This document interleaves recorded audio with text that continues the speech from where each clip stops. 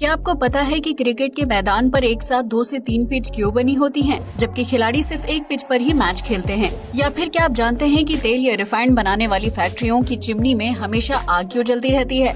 क्या आपको पता है कि स्कूल बस का रंग पीला ही क्यों होता है? यकीनन आपने इससे पहले इतने अमेजिंग फैक्ट्स के बारे में नहीं सुना होगा, इसलिए वीडियो को आखिर तक जरूर देखें।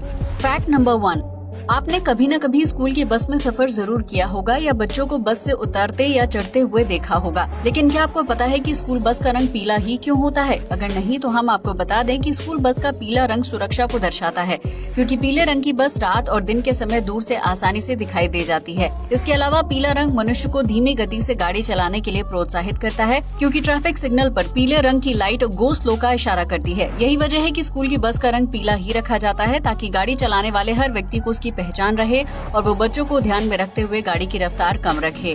फैक्ट नंबर 2, आज के समय में सोशल मीडिया के जरिए कई गलत और झूठी खबरों को वायरल किया जाता है, जिसकी वजह से लोग उन पर आसानी से यकीन कर लेते हैं। लेकिन क्या आप ये जानते हैं कि झूठी बीमारी की खबर फैलाना आज का काम नहीं है, बल्कि इस काम को द्वितीय विश्व युद्ध के समय से किया जा रहा है। दरअसल साल 1943 में जब हिटलर की नाजी सेना रोम में कत्लेआम कर रही थी, तो रोम के डॉक्टर्स ने इस हिंसा से बचने का एक खास तरीका खोज निकाला। उन्होंने कुछ यहूदियों को पकड़कर फ्रैट बेन फ्रेटेली हॉस्पिटल के वार्ड में शिफ्ट कर दिया और रोम में घूम रही नाजी सेना को बताया कि उन लोगों को सिंड्रोम एक्स नाम की एक खतरनाक बीमारी हुई है। ऐसे में अगर वो लोग किसी के संपर्क में आते हैं तो वो वायरस उन्हें भी अपनी चपेट में ले लेगा। इस तरह रोम के डॉक्टर्स की सूझबूझ से काफी सारे लोगों को झूठी बीमारी की अफवाह के चलते बचा लिया गया था, क्योंकि नाजी सेना वायरस के डर से उस वार्ड के अंदर दाखिल नहीं हुई थी। अगर उस समय सिंड्रोम एक्स बीमारी की झूठी अफवाह नहीं फैलाई जाती तो हिटलर की नाजी सेना रोम से यहूदियों का अस्तित्व पूरी तरह से मिटा देती। इसलिए ये कहा जा सकता है कि अफवाह हमेशा हिंसा फैलाने वाली नहीं होती है, बल्कि कभी कभी इससे बेगुनाह लोगों की जान भी बचाई जा सकती है। हालांकि इसका ये मतलब नहीं है कि आप झूठी और गलत खबरों को प्रोत्साहित करें या फिर सोशल मीडिया के जरिए उन्हें लोगों के बीच फैलाएं। फैक्ट नंबर 3, जब एक महिला गर्भवती होती है तो उसके खान पान का खास ख्याल रखा जाता है, क्योंकि बच्चे को माँ के जरिए ही सभी पोषक तत्व मिलते हैं। लेकिन आपको ये जानकर हैरानी होगी कि जिस तरह एक माँ अपने बच्चे का ख्याल रखती है, ठीक उसी तरह कोख में पल रहा बच्चा भी अपनी माँ का ख्याल रखता है। जी हाँ, आपने बिल्कुल सही सुना। दरअसल गर्भावस्था के दौरान कई महिलाओं के अंदरूनी अंग खराब या टूट जाते हैं। ऐसे में उसकी कोख में पल रहा बच्चा अपने पोषक तत्वों को माँ के पास भेजता है, ताकि डैमेज अंग की मरम्मत की जा सके। ऐसे में बच्चे से मिलने वाले सेल्स की मदद से महिला के शरीर में डैमेज हुए अंग की मरम्मत होती है, जिसके बाद माँ की जरूरत पूरी होने पर वो सेल्स वापस बच्चे को मिलने लगते हैं। इस फैक्ट को जानने के बाद आप समझ ही गए होंगे कि सिर्फ माँ ही 9 महीने तक अपने बच्चे का ख्याल नहीं रखती है, बल्कि इस काम को वो बच्चा भी बखूबी पूरा करता है। फैक्ट नंबर 4, ये तो हम भी जानते हैं कि इंसान का रूप रंग अपने माता पिता और डीएनए पर निर्भर करता है, जिसकी वजह से हर किसी के चेहरे की बनावट और रंग अलग होता है। हालांकि आज के एडवांस जमाने में हर कोई स्मार्ट और खूबसूरत दिखना चाहता है, जिसके लिए लोग प्लास्टिक सर्जरी करवाने से भी पीछे नहीं हटते हैं। हालांकि कभी कभी ये प्लास्टिक सर्जरी चेहरे को खूबसूरत बनाने के बजाय और भी बदसूरत बना देती है, जिसका जीता जागता उदाहरण है अमेरिकी मॉडल जॉसलिन विल्डनस्टीन। जॉसलिन एक बेहद खूबसूरत महिला थी, लेकिन फिर उन्हें अपनी खूबसूरती को प्लास्टिक सर्जरी के जरिए और भी ज्यादा बढ़ाने का चस्का लग गया। इसी शौक को पूरा करने के लिए जॉसलिन ने पहली प्लास्टिक सर्जरी करवाई, लेकिन दुर्भाग्य से उनकी सर्जरी खराब हो गई और उनका चेहरा बिगड़ गया। इसके बाद जॉसलिन ने अपने चेहरे को दोबारा ठीक करने के लिए एक के बाद एक कई प्लास्टिक सर्जरी करवाई, जिसकी वजह से उनका चेहरा ठीक होने के बजाय बिल्ली की तरह दिखने लगा। आखिरकार डॉक्टर्स के कहने पर जॉसलिन ने प्लास्टिक सर्जरी पर रोक लगा दी, क्योंकि अगर वो फिर से सर्जरी करवाती तो उनकी जान भी जा सकती थी। लेकिन ज्यादा खूबसूरत दिखने की चाह में जॉसलिन का चेहरा बुरी तरह से बिगड़ गया। हालांकि इसकी वजह से उन्हें अमेरिका में एक अलग पहचान बनाने में मदद मिली। आपको बता दें कि जॉसलिन को उनकी प्लास्टिक सर्जरी के अलावा दुनिया के सबसे महंगे तलाक के लिए भी जाना जाता है, जिन्होंने इस साल 1999 में अपनी पति से तलाक के बाद $2 बिलियन की रकम ली थी। हालांकि इतने सारे पैसों की मालकिन होने के बाद भी जॉसलिन अपने चेहरे की खूबसूरती दोबारा हासिल नहीं कर पाई और आज भी वो अपने बिल्ली जैसे चेहरे के साथ मीडिया के सामने पोज देती हैं। फैक्ट नंबर 5, कई बार ऐसा होता है कि हमें भारत में रहते हुए किसी दूसरे देश में रहने की फीलिंग आती है, क्योंकि उस जगह का वातावरण और रहन सहन विदेशी परंपरा से मिलता जुलता है। लेकिन क्या आप ये जानते हैं कि भारत में एक ऐसी जगह भी है जिसे मिनी इजराइल के नाम से जाना जाता है? अगर नहीं तो हम आपको बता दें कि हिमाचल प्रदेश के कुल्लू जिले में कसोल गाँव को मिनी इजराइल कहा जाता है, जहाँ होटल से लेकर सामान्य दुकानों के बोर्ड का नाम इजरायली भाषा में लिखा हुआ है। कसोल गाँव में जाने पर आपको ऐसा लगेगा ही नहीं कि आप भारत में हैं, क्योंकि यहाँ घरों से लेकर होटल होटल और दुकानों पर इजराइल के लोग दिखाई देते हैं।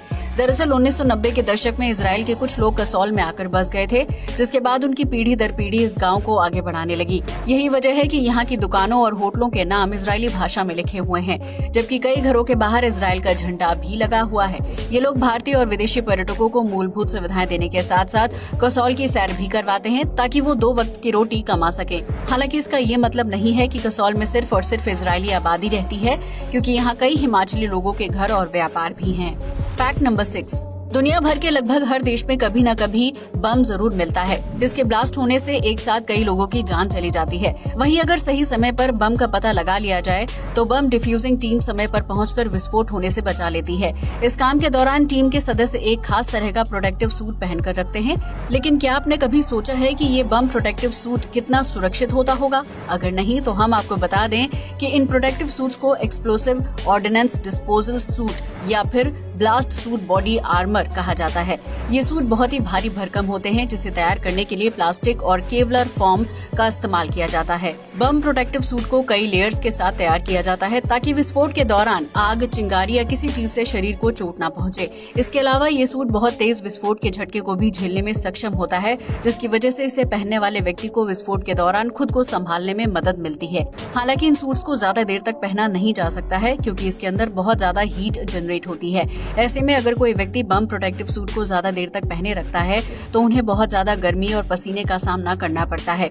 यही वजह है कि बम डिफ्यूज करने वाली टीम के सदस्य एक्सप्लोसिव ऑर्डिनेंस डिस्पोजल सूट को सिर्फ 1 घंटे तक ही पहन कर रखते हैं। इससे ज्यादा समय तक 40 किलोग्राम सूट को अपने शरीर पर पहने रखना उनके लिए बहुत ही मुश्किल टास्क हो जाता है।